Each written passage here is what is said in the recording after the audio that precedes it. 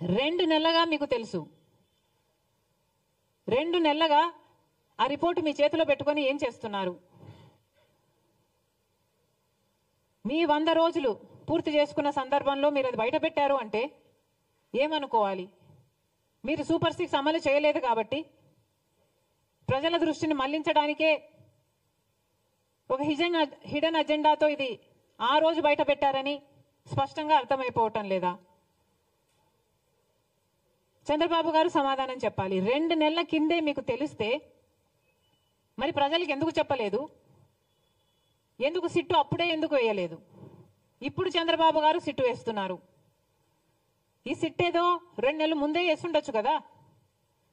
ఇంత రచ్చ జరిగాక ఇప్పుడు సిట్టు వేశారు చంద్రబాబు గారు. అప్పుడే సిట్టు వేసునుంటే ఇంత రచ్చ జరిగాక ఇప్పుడు సిబిఐ ఎంక్వైరీ వేస్తుండొచ్చు కదా. మరి ఏం సమాధానం చెప్తారో చంద్రబాబు గారు చెప్పాలి.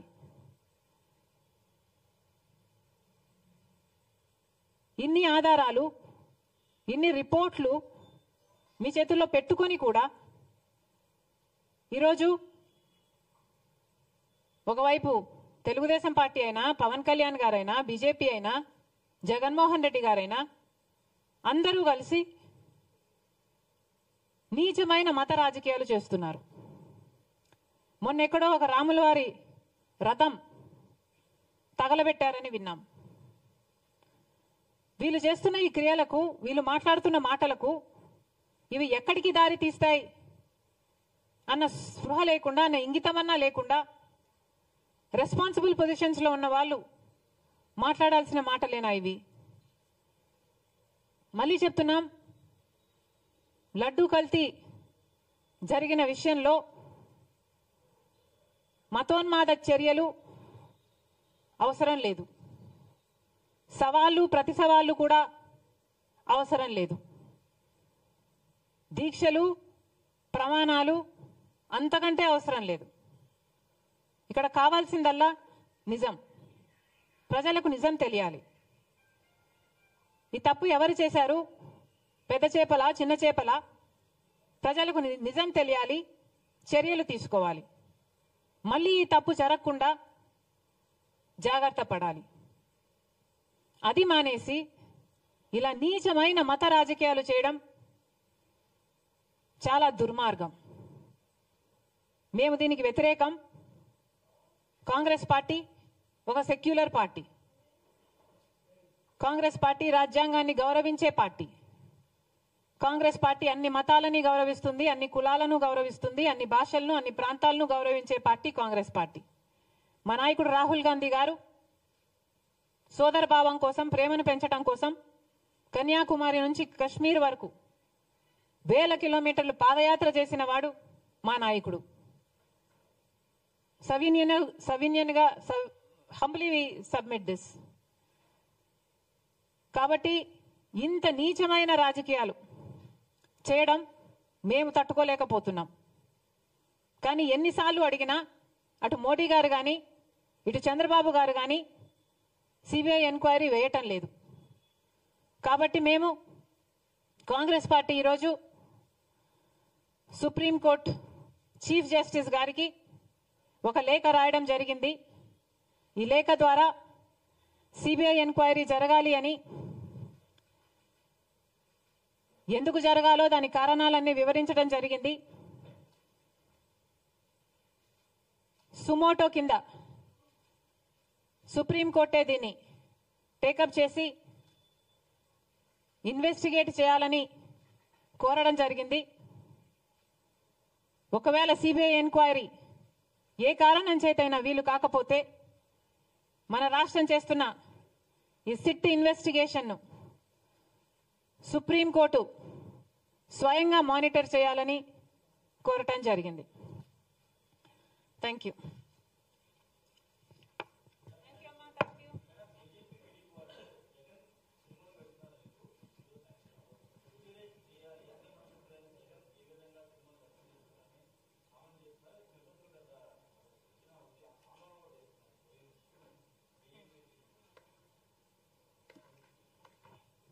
దాని గురించి నేనేం చెప్పాలి? జగన్ గారు చెప్పాలి కదా.